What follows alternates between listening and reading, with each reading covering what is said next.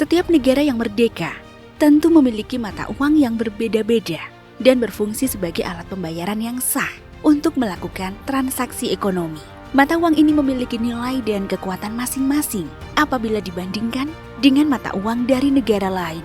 Artinya, masing-masing negara mempunyai satuan nilai mata uang yang berbeda. Bicara tentang mata uang, nilainya tidak selalu stabil, bisa naik, bisa juga turun ketika dibandingkan dengan mata uang dari negara lain.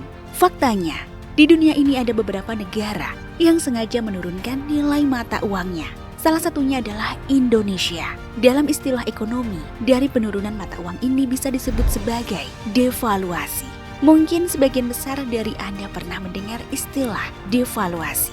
Iya, bisa dikatakan bahwa istilah tersebut adalah kebalikan dari inflasi yang sering kita dengar. Devaluasi adalah kebijakan pemerintah dalam menurunkan nilai mata uang lokal suatu negara terhadap nilai mata uang asing.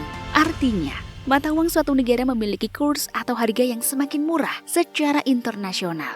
Keadaan devaluasi ini akan sangat berdampak terhadap perekonomian suatu negara, terutama pada kegiatan perdagangan internasional. Sedangkan inflasi merupakan suatu proses meningkatnya harga-harga secara umum dan terus-menerus.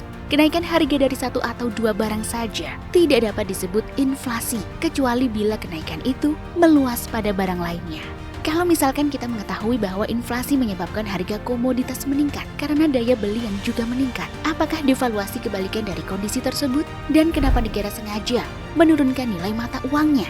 Mari kita telusuri lebih dalam mengenai istilah ekonomi yang satu ini. Namun sebelum itu pastikan Anda sudah subscribe pada channel ini, sehingga Anda cerdas, Anda berani, dan Anda pekerja keras.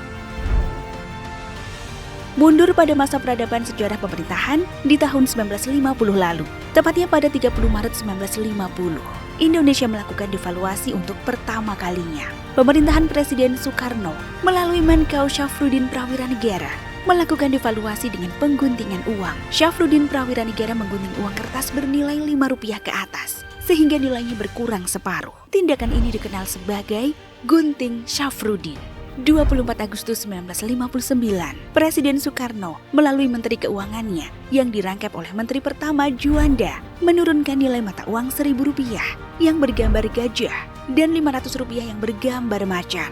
Diturunkan nilainya hanya jadi Rp100 dan Rp50.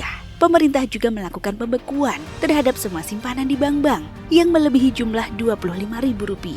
Tujuannya adalah untuk meningkatkan nilai rupiah dan rakyat kecil tidak dirugikan. Namun, kebijakan ini ternyata tidak dapat mengatasi kemunduran ekonomi secara keseluruhan. Tahun 1966, imbas dari tindakan embargo yang dilancarkan oleh sekutu kapitalis dan imperialis terhadap Indonesia karena berani menentang pembentukan negara boneka di kawasan Asia Tenggara oleh Inggris dan Amerika Serikat. Waperdam III Hairul Saleh terjeblos dalam tindakan ekstrim mengganti uang lama dengan uang baru dengan kurs Rp1.000 akan diganti Rp1 baru, sehingga terjadi lonjakan 650%. Dan Bung Karno dipaksa untuk mengeluarkan Super Semar 11 Maret 1966 yang semakin mengukuhkan pemberontakan Soeharto sejak menolak dipanggil ke Halim oleh Panglima Polim tertinggi. 21 Agustus 1971, masa pemerintahan Presiden Soeharto, Orde Baru, melalui Menkeu Aliwardana,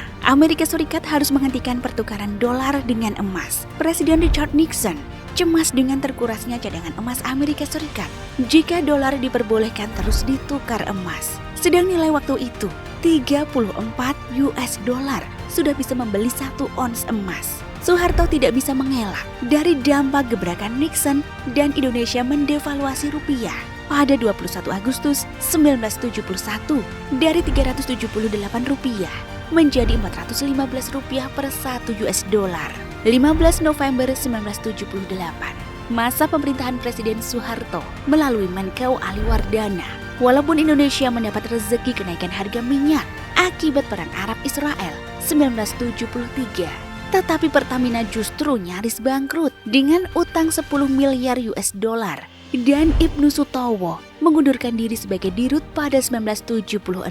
Tetap tidak bisa dihindari devaluasi kedua oleh Soeharto pada 15 November 1978 dari Rp415 menjadi Rp625 per 1 US dollar.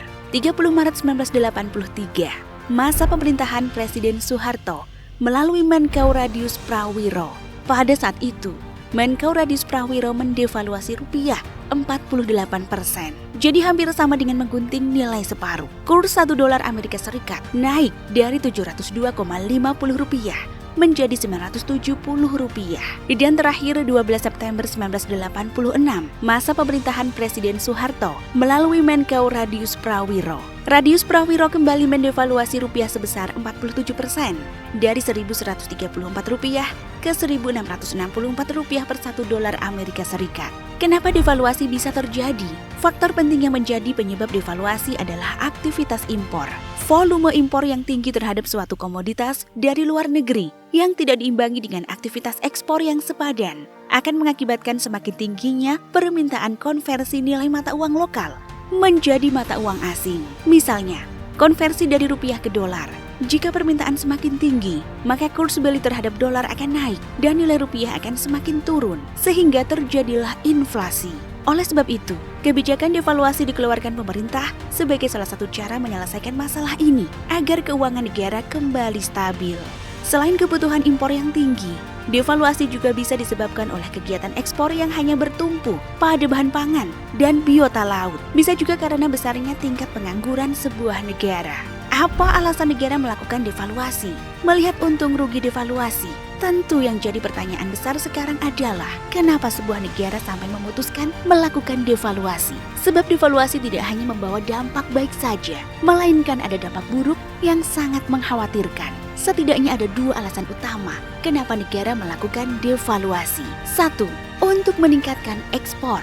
Seperti sudah disinggung sebelumnya, devaluasi memiliki dampak positif, yaitu mampu meningkatkan ekspor sebuah negara. Nilai mata uang sebuah negara yang dibuat lebih rendah akan membuat barang-barang produksi negara tersebut jadi lebih murah. Negara lain pun akan dengan cepat mengincar untuk ekspor.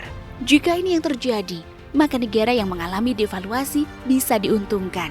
Karena alasan persaingan ekonomi inilah, terkadang sebuah negara memutuskan untuk menurunkan nilai mata uang negara mereka. 2. Mengurangi defisit negara dari ekspor dan impor. Karena jumlah ekspor yang meningkat dan harga barang impor tentu jadi lebih mahal, maka masyarakat akan beralih ke produk dalam negeri.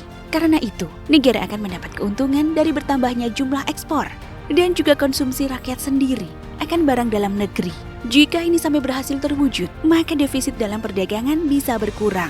Pemerintah pun bisa memperbaiki keseimbangan perekonomian negaranya. Apa keuntungan bagi negara yang melakukan devaluasi? Dengan menurunkan nilai mata uang, pemerintah sebenarnya tengah berusaha untuk mendorong aktivitas ekspor dan membatasi impor. Hal ini bertujuan memperbaiki posisi balance of payment atau BOP dan balance of trade atau BOT agar menjadi equilibrium atau setara atau seimbang, atau setidaknya mendekati equilibrium. Dengan tercapainya keseimbangan BOP, diharapkan nilai kurs valuta asing dapat menjadi relatif stabil. Ketika nilai mata uang asing naik, harga barang impor menjadi lebih mahal dibanding barang produksi dalam negeri. Harapannya adalah penggunaan produksi dalam negeri pun meningkat karena masyarakat cenderung memilih barang yang harganya lebih terjangkau. Namun ketika hal ini terjadi, ada juga dampak negatifnya.